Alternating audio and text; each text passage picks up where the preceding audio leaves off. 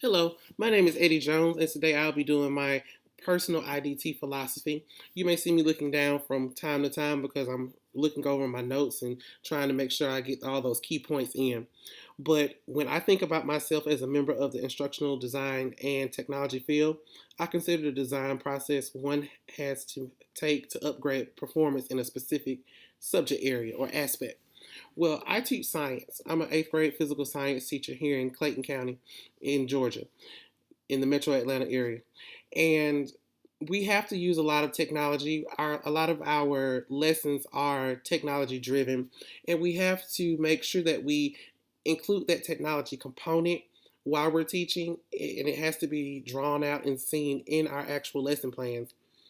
Um, the trends that I would like to take into account in the future are instructional design and technology personalization, contributions through communication and training regarding companies, culture, and values of transformation learning, reliable duration in companies and and learners, cultural standards for quick instruction conveyance, and implementation of behavioral transformations in perfect settings and developments in social and merged learning.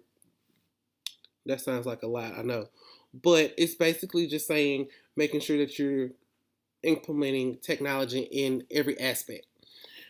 My personal IDT philosophy also includes that the instructional design and technology field, I represent my philosophy as a scientist, researcher, and scholar regarding the matters of development and high end instructional processes and delivery of material to learners.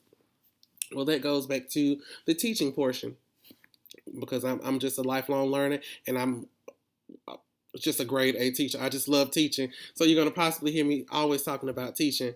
But dealing with science and teaching science is completely different. It's a whole different beast when you're teaching science compared to the other content areas. And not to say that the other content areas aren't important or that theirs don't matter. I'm sorry, someone's calling me. But not to say that the other content areas don't matter, but science is the leading force of the future. Everything has science, something to do with science. Um, Also, as a member of the instructional design and technology field, I represent the educational sector. I'm sorry, I can't read my handwriting. And I create instructional material. I represent the research institution where I have to do plenty of investigation to understand what users need. That's going back to the students. I have to constantly check and get feedback on what the students are doing, if they're understanding what's being taught in the lesson, if they're understanding what the technology piece or technology component is being asked of them. Because we have a thing called STEM scopes that we use. And I really like STEM scopes. STEM scopes is basically online lab simulations, and it also is driven towards the STEM, which is very it's very what's the word I'm looking for? It's something that's used quite often in science, which is science, technology, engineering, and mathematics. Well, they also added A. Well, it's STEAM now, and they also added art. So the A is art, and so you have to deal with technology using that as well. But that's all I have for right now. I'm pretty sure my philosophy will change as I grow as a teacher because this is my 6th year teaching. So I'm pretty sure that it will grow as I progress in the educational field. I've learned a lot in this IDT class.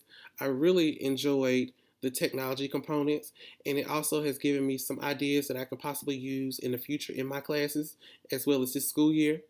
I thank you for your time and good night.